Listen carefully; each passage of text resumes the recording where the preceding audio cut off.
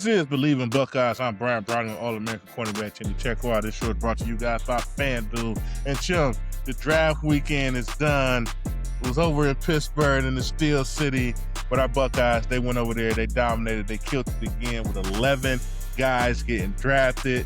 Chim, what's up? What's going on? I know you. That's the fit. That just sounds right, man. What's up, man? How you doing? Yeah, I feel good. I feel especially good after the draft, man. And I don't. I'm not one. My wife is one to always watch the draft and watch all the rounds, right? But I'm not. But with so many Buckeyes in the mix, you almost have to, or at least follow it, right? And it was good to see, Coach Day, Matt Patricia there, all the position coaches that were, with this group last year to be present. While we had so many guys in the green room getting ready to get their names called, you just love to see it. So, I'm kind of riding high off that, that draft, man. Yeah, no, Buckeye Nation definitely should. It should, and 11 guys is nothing to sneeze at. But the thing is, last year we had 14 guys get drafted, right? So in 2 years, we're talking about 25 guys getting drafted. Now, and this is just sounds even just crazy to me. Off the national championship team from 2 years ago, the entire defense has been now drafted into the NFL. That's just a huge win for Ohio State and Coach Day and this program. It makes us proud. We're happy to see guys kind of live that and follow on. But I guess really when we get down to it, it's just why, man? How? How is this even possible that you just have so many guys with so much talent that NFL teams know getting a Buckeye will improve your team, your program? Yeah, I think on one end, there's some guys in the NFL who are Buckeyes who are performing. You look at corner Denzel Burke and others who are performing. You see what happens at the receiver position, Mecca Buka, JSN, all these guys will go out there and play pretty good ball. I remember one time going to Pro Day and I saw one of my old coaches, Dennis Allen, who was head coach of the Saints. He was at Pro Day and I was like, it's good to see you. Why you keep coming back to Ohio State? Y'all keep drafting a ton of Buckeyes. This is when he was still in New Orleans. And he said, yeah, because they keep producing, right? Every time we get a Buckeye, they keep producing. So, I think at the end of the day, it's part, obviously talent, the individual's talent, what they're projected to be. And then the, expectation that, a guy who's been developed here is going to be able to produce, is going to be able to show up in a way and have a process that supports success in the NFL. So, I think that's an attractive thing for a coach. And then also those guys test well too, man. These guys are physically physically gifted and show it and showcase it. So I think all in all, it's hard to go wrong with some of these talented players. 11 guys on the defense last year, all of them drafted. All the guys that started were drafted and some. I think that's truly impressive. And I do want to clear this up because there's talk of, dang, they had all these talented guys on this team and they couldn't win a national championship. I want to make it clear that these guys did win a national championship. It wasn't this past year, but it was the year before. So, truly impressive. As these guys go into the league and produce for their respective teams, you can expect that, they're going to be looking for that next crop of guys coming out in the next few years. Yeah, right. Because, next year, the 27 draft, we're going to have, I think you almost, barring injury, you could almost pencil in a couple guys to be at least in the first round, right? And obviously, we had 4 guys this year in the first round. We have a couple guys in the second, right? McDonald, Davidson go in the second round. And you just start talking about this like, you got the high-end talent, and then if you're just trying to fill out the roster, we got guys that you could do that as well when you start looking at like Caden Curry going late in the 6th round and Ethan O going in the 7th to the Falcons. It's just a spew of guys, and just like to me, it's like the biggest thing here is that obviously this is the win, successful Ohio State, but man, how much easier in the world of NIL? What better way to help yourself out as a program to go to a kid and say, like, look, man, I know somebody might give you it might outbid me a little bit here by a couple $1,000, but look what we brought to the program. All our guys that played for us made it on to the next level. And when it comes down to it, we talk about it all the time. That's still the ultimate goal. No one goes to college and say, I just want to be a professional college athlete. Obviously, you can make some money now. It's a lucrative deal for certain guys. But still, the ultimate goal is still to make it to the next level, onto the NFL. And I just think, whenever you can highlight things like this, the guys love their coaches. They got all their position coaches with with them at the draft and things of that nature. It just kind of goes to show how strong Buckeye Nation is as a program. And like you say, developing guys, taking them from here, getting them to the next level, and then on to the NFL where they continue their football careers. Yeah, what I like the most about this draft was seeing the coaches present during the draft, where guys were getting their name called and being able to take the photos and share that experience, hugging the guys and that stuff. I'm getting old, man. I'm almost emotional seeing that. I think the number one thing as fans and former players, we want to see those guys every year win the national championship, right? Right. But that's a high bar to consistently do year in and year out. And a lot of times when they fall short, we critique every little thing that led to them actually falling short, right? But in the grand scheme of things, for me personally, as a former player, being able to see a bunch of young individuals grind and try to get to a point where they can realize their dream and then make it there at this high a clip, you know what I'm saying? I know Coach Day said, if you come here with the expectation that you'll be a first or second rounder, it kind of sounds a little crazy. But then you see that many first or second rounders go, then you're like, you know what? It's actually not that crazy. And yeah, man, at the end of the day, we talk about it consistently and we follow everything. And sometimes we critique the coaches and we want more from them. Sometimes we critique the players.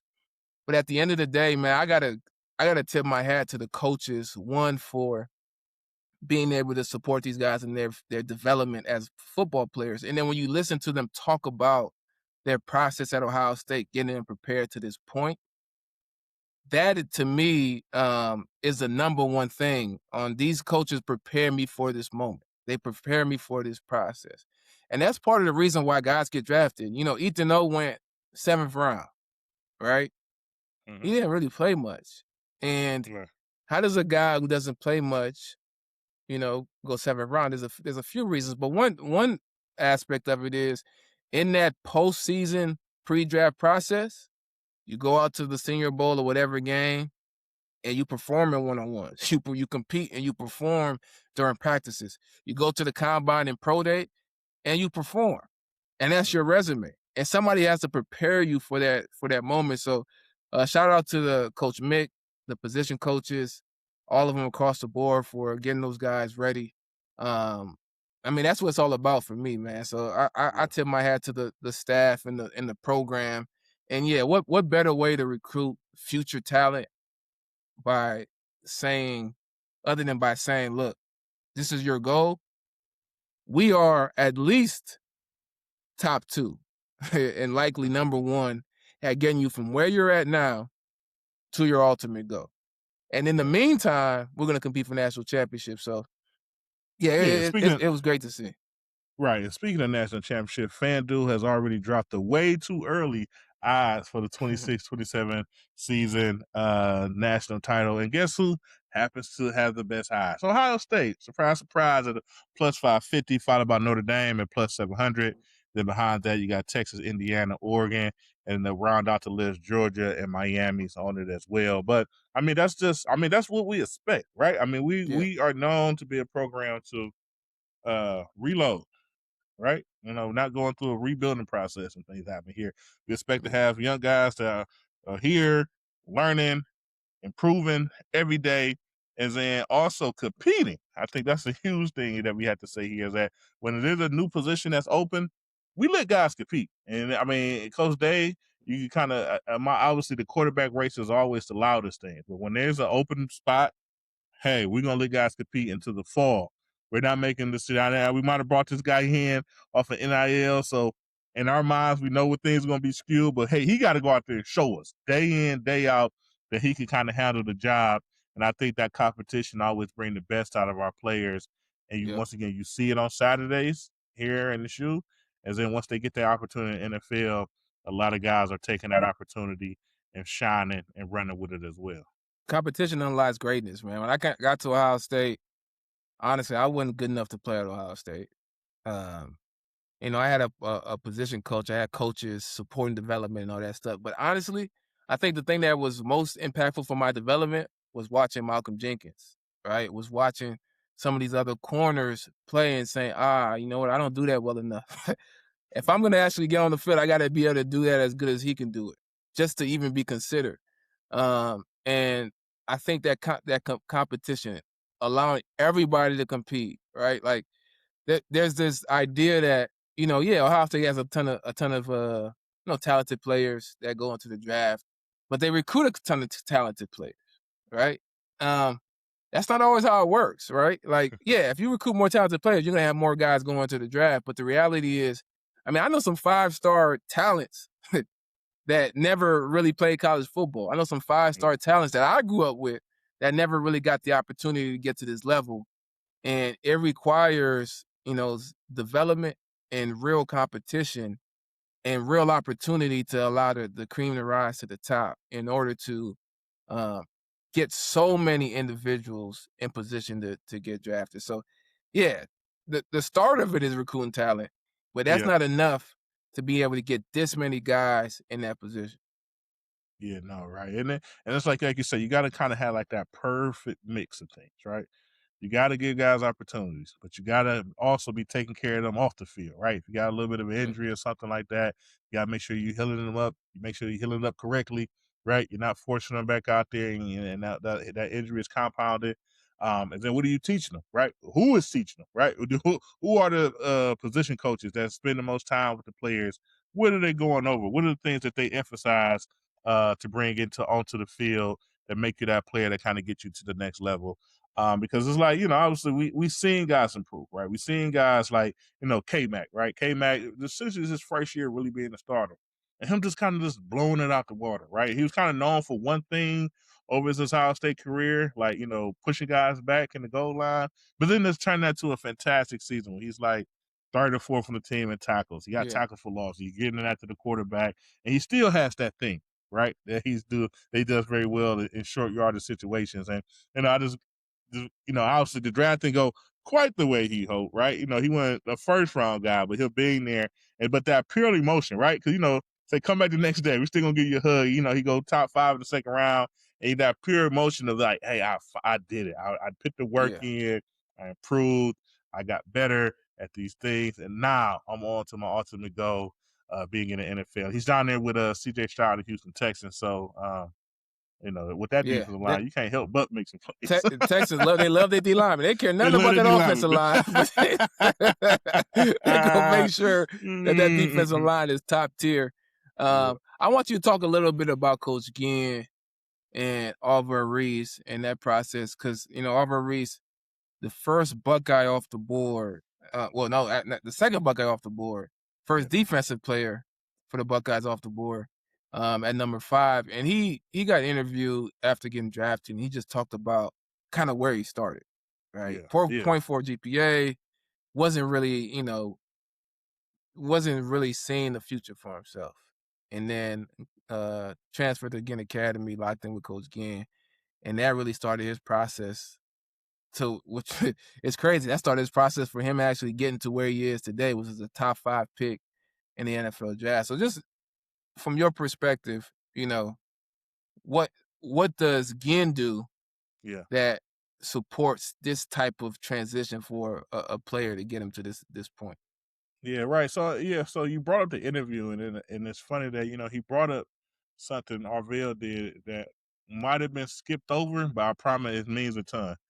And he said, for the first thing I did when I got to Ginn, it's like he took me on the tour. He went around and seen a bunch of colleges. I ain't had no offer, so we got on a tour.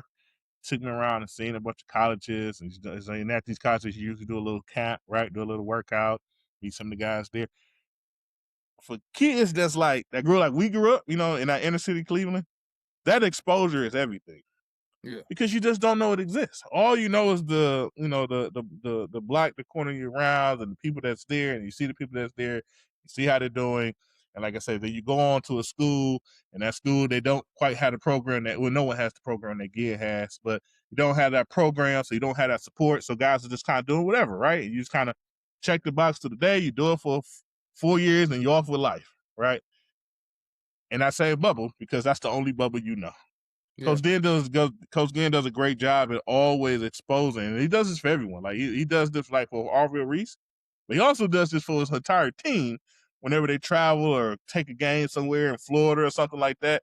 It's all about exposure. Like these kids have to see more. They have to see that when they got there, it was people that looked like them that was there.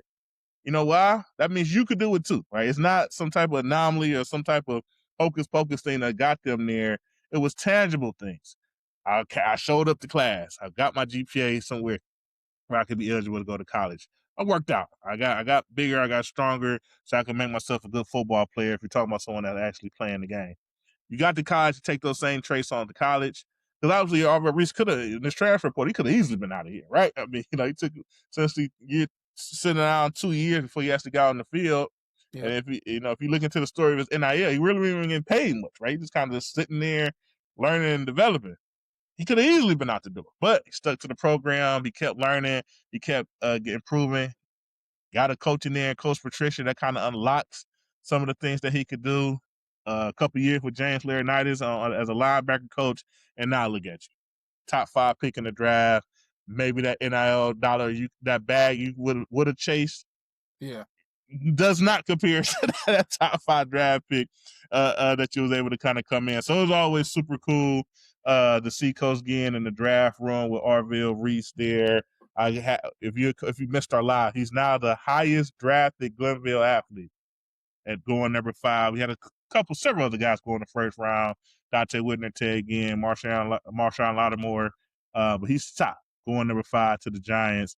And I'm just excited, man. You just see in this interview, you could just see the excitement that he has for this whole process. That he's grateful and ready to go, and he's going to continue to kind of shine, I Bleav, at the next level. Especially, John Harbaugh. He's known to have some good defenses at the next level. So I think they better unlock him for Yeah, his for sure. sure. Probably move him Yeah. to a full-time type edge player, and I think he has the biggest ceiling of this group of guys, and that's saying a lot because it's a pretty good group. One guy we talked a little bit about Ohio State competition. One guy that I thought um, came close to maxing out his potential and got rewarded in the draft is Davison Igbinosun. And I tweeted about it a little bit, but I feel like because of the holding penalties that he had, not this past season, but the seasons prior, it clouded kind of what he did for the program. I thought Coach Walton was a little strategic in bringing him in. A guy who had a great freshman year at Ole Miss, brought him into this quarterback room that at that point, to me, the cornerback room had been not very good for a couple years. And kind of I guess what was expected from him or the edge. They just didn't have that edge. You know what I'm saying? We had some talent, but we didn't have that edge. He brought the edge. He brought the competitiveness. He brought the finish. And I thought Coach Walton at that point hadn't had a lot of transfers, but he brought him into the room. But he also developed and continued to improve year after year. It started off with technique, and then it finished with reducing those amount of penalties that he got.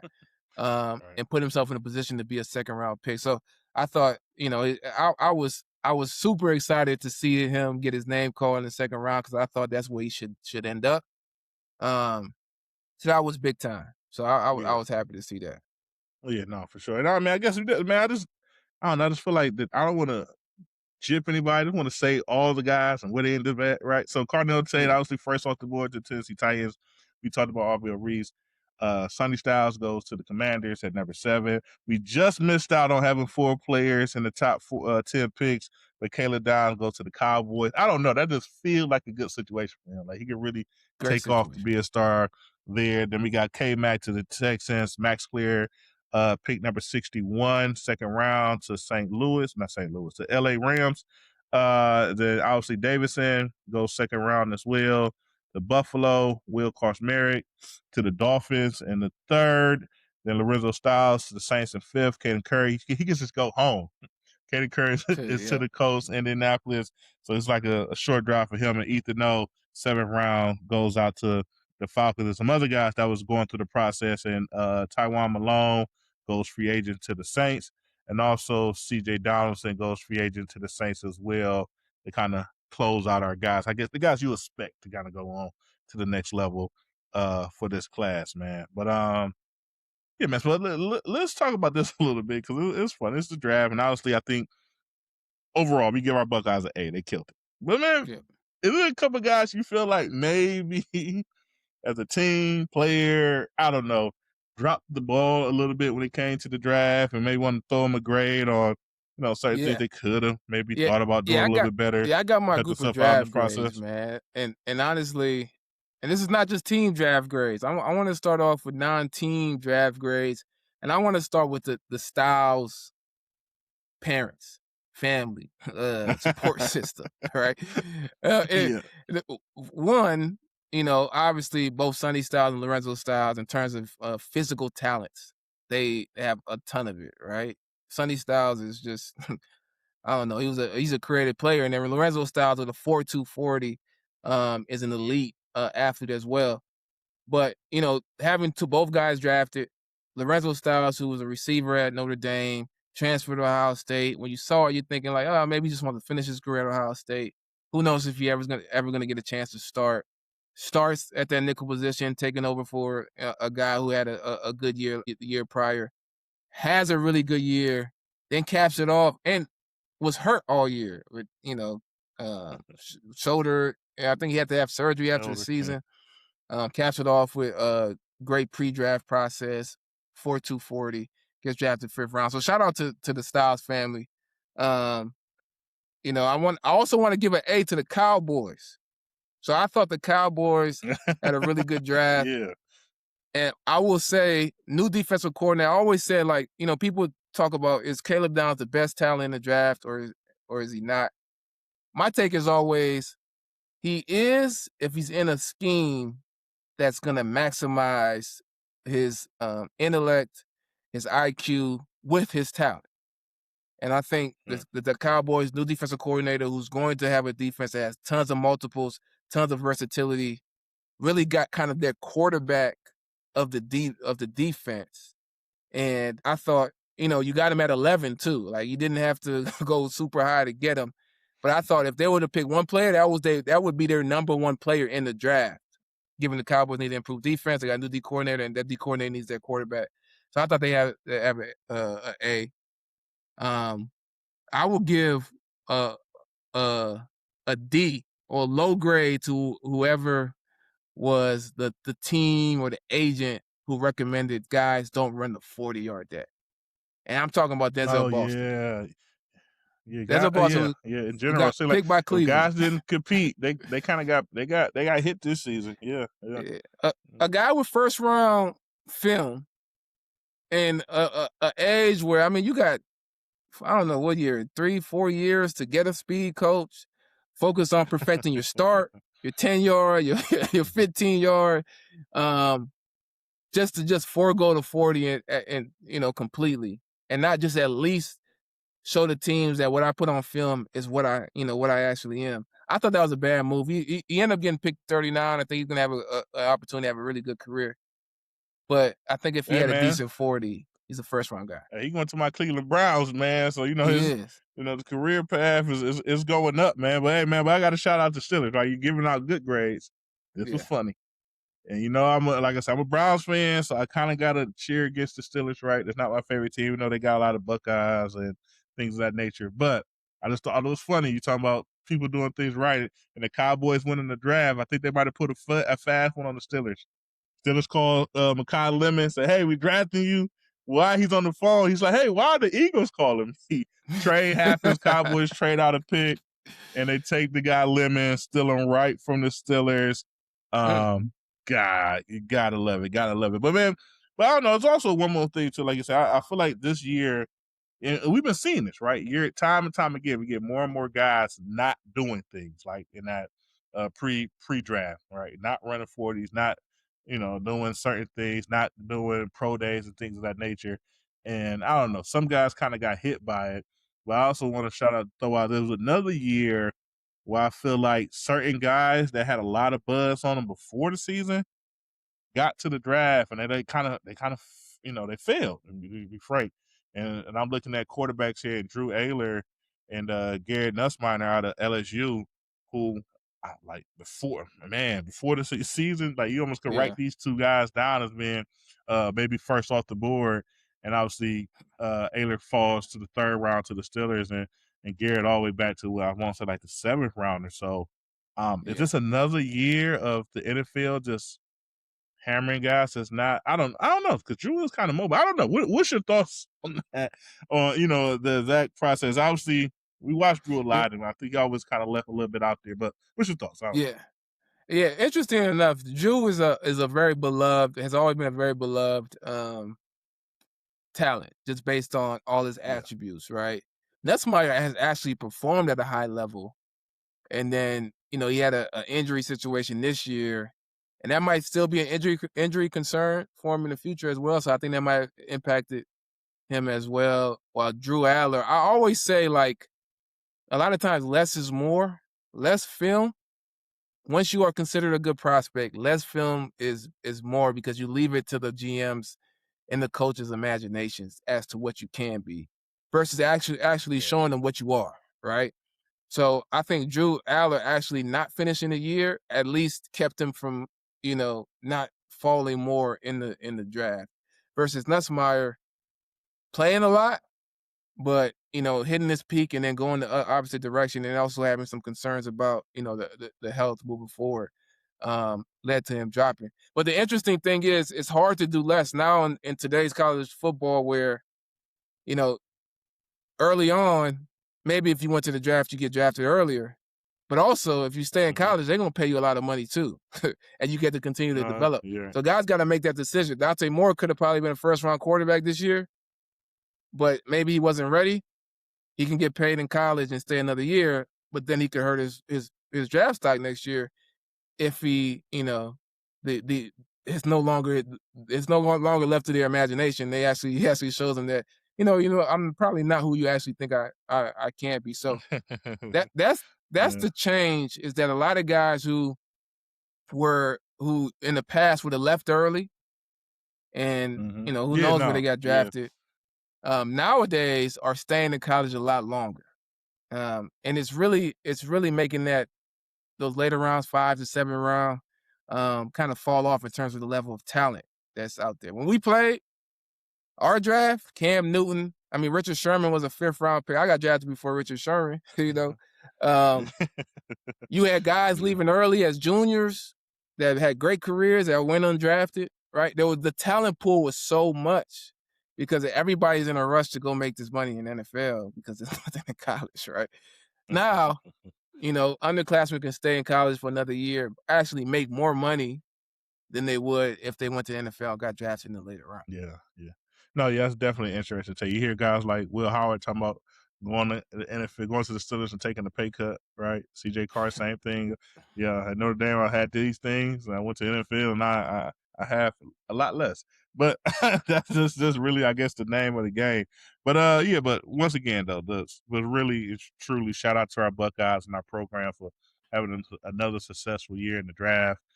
We plan next year will be the same. I think that's clear to say, especially when you're looking at our eyes and our team and what we brought to the table. We'll be talking next year about who else we brought to the table, because Ohio State is quickly becoming NFLU, and it's in the facts. The numbers are there, right? So that's our show for today. As always, we continue to bring you Ohio State news. Follow us on YouTube, Spotify, watch us on FanDuel Network as we continue to bring you Ohio State news. We'll end this show always with a nice OH. Yo. Go Bucks. I'll see you guys soon. Go Bucks.